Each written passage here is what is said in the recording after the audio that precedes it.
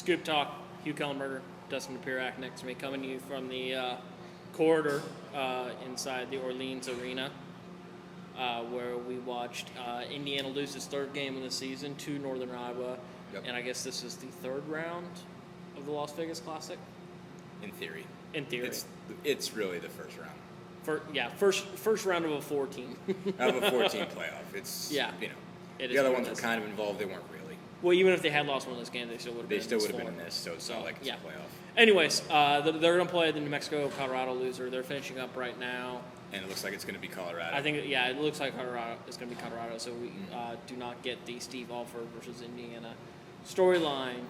Which is unfortunate. It's unfortunate, yeah. I was looking forward to writing that. Makes writing about Alford a little bit harder. Yeah, it does. Anyway, this is about Indiana. A really bad defensive performance from a team that had come to rely on its defense. Yeah. It was bad. I mean, it was bad when at problematic times. Let's put it that way. The numbers actually aren't that awful. I mean, they actually held them to 30% shooting or something like that in the second half. I mean, it wasn't, they settled in a little bit in the second half and they came back. But yeah, there was a stretch basically where Northern Iowa couldn't miss. And part of that was just them making shots. Part of it was, really bad miscommunication by Indiana on a lot of screen and roll issues. I mean, there were a lot of cases where Northern Iowa hit shots with, hands in their face from 26 feet out, but there were other occasions where Indiana just didn't seem to know what it wanted to do for screen and rolls. That turned into dribble drives and other issues, basically. And also like offensive rebounds and that sort of thing. I mean, there was just a lot of miscommunication tonight at the wrong times. Crean said repeatedly that we just did not defend at the level that you need to. Yeah, he talked a lot about communication. All the guys talk about communication. Indiana's never really, to me, has never seemed like a great communication team. You watch them play defense a lot. They don't talk. They don't. They talk when they have to. Yeah. They're not a team like you watch. Duke is. Everyone thinks of Duke as the best team at communicating on defense. Those and five some guys of that is show, but still. Some of them, no, it is, but it isn't. Right. Those five guys are constantly talking. But Indiana's not anywhere close to that. No. Indiana's like a lot of times they call it out when they have to call it out. Tonight they didn't have to call it out. Yeah, and it burned them. It burned them. So I wonder.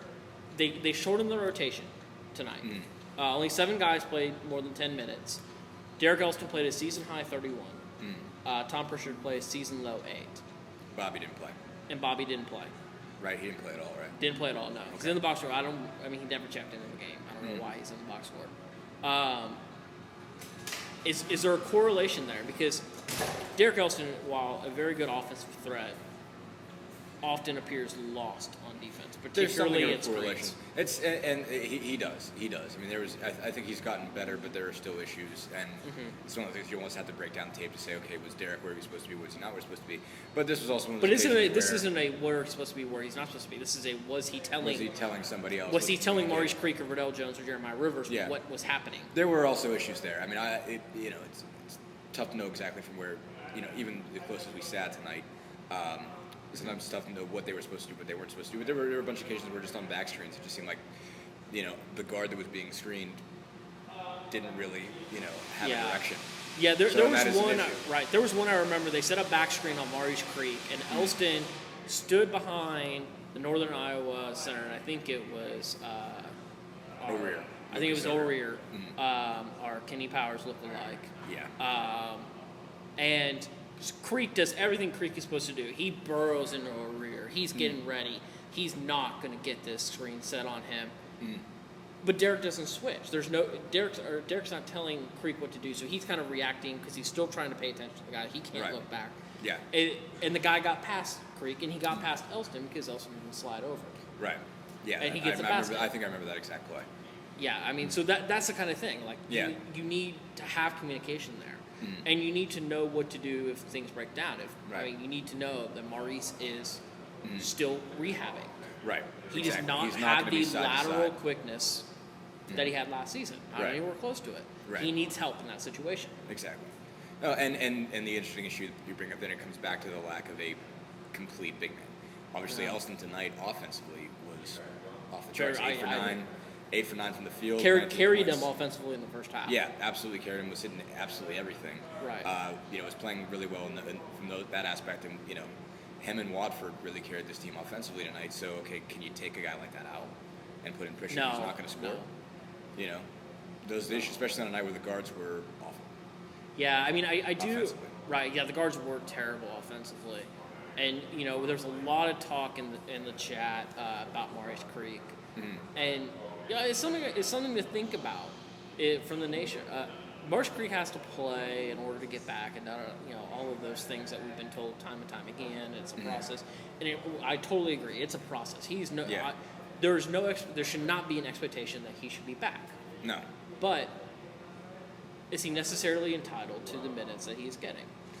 I don't know about entitled. I mean, I think part of it is that he's still.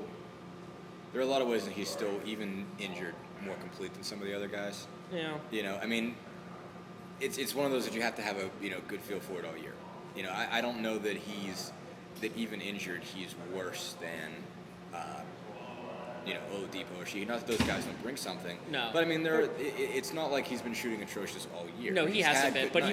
he was one of 8 tonight. He was brutal. He was brutal, and they were subbing him in on offense late in the game. What's up? Like when they were doing shifts, defensive shifts, they were subbing him on offense, and it struck me as odd because the guy's 1 of 8. Yeah.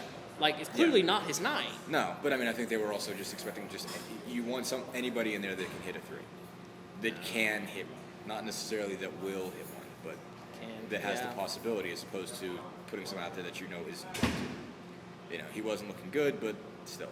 Yeah, I mean, is he entitled to everything? Does he have to play all those minutes? Probably not. I mean, he could probably watch it a little bit closer and just see nights where, okay, Maurice, you just don't have it. Right. You're not going to play that much.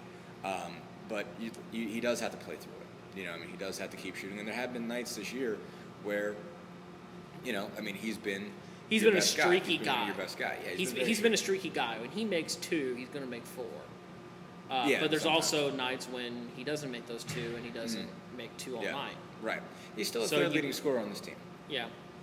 He's still the third leading scorer that Indiana has. And, tonight wasn't good. Tonight was pretty bad. But in the same way, you got a lot of guys out there that don't have the complete game that he has. I mean, sometimes when he's driving the ball really well, he's probably your second best guy in terms of dribble penetration from the perimeter. Him and Watford. I mean, Jones is probably the best guy in that. And those Fordell's number 1, Krish is number 2, and then it's a large drop right now. Right, it is, but he can at least get there. I mean, he can at least. And actually, I think Jeremiah's actually number 3. He can't finish, but he can get there. Yeah, you're right. Good point. But he at least. But Jeremiah has shown an ability this year to not just always kick it out and to notice when the team does not respect his drive. Oh yeah. Well, I think also because he's almost been game planned as a non-factor now. He has been. And that's kind of allowed him to find his spots. Yeah. Basically, he's not the offensive option that you've got to look for. They know, especially early, he was almost trying not to shoot, and therefore there are always going to be occasions where just nobody forget doubling. Nobody's even there. So he's getting free looks, and it's been pretty genius what they've been able to do with Rivers. If there's been one kind of brilliant move this year, it's been putting Rivers in exactly the spot he's in. Just saying, okay, you're not going to shoot, you're going to do this, that, and the other thing. You're not going to run the point, but these options are going to open up for you, and they have. The genius was getting him to buy in, I think. Oh yeah. Not just saying this is your role, but getting him to buy in. I think that was the real. Yeah. After he came in last year and said that he wanted to be more involved offensively, and that was the whole point of him leaving. Georgetown was the fact that he didn't get to do much.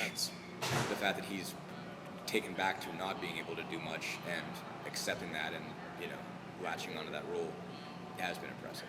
Yeah. Okay. Anyway. Yeah. We'll see what Indiana does. I guess. Well, it's 11:42 on the East Coast. My laptop tells me. So later today, by the time you see this, back-to-back game. They'll play at 7:30 again. It'll be on CBS College Sports. Some of you don't get CBS College Sports, so come to the live chat. Indeed. Follow us. We'll hang out. We'll talk. I'm sure we'll talk about a lot of these things. We'll talk about more things. We'll talk about is it Colorado or New Mexico? And what does this do for them going forward to the Big Ten? Are they in trouble in the Big Ten? That's the big question. They still haven't beat a team that they not only they're 0-3 against teams in Ken Pomeroy's top 100, and they're 4-0 against teams in the bottom from 302 to 341. Yeah, that's it. That's what it is. That's it is what it is. Bye. Thanks, guys.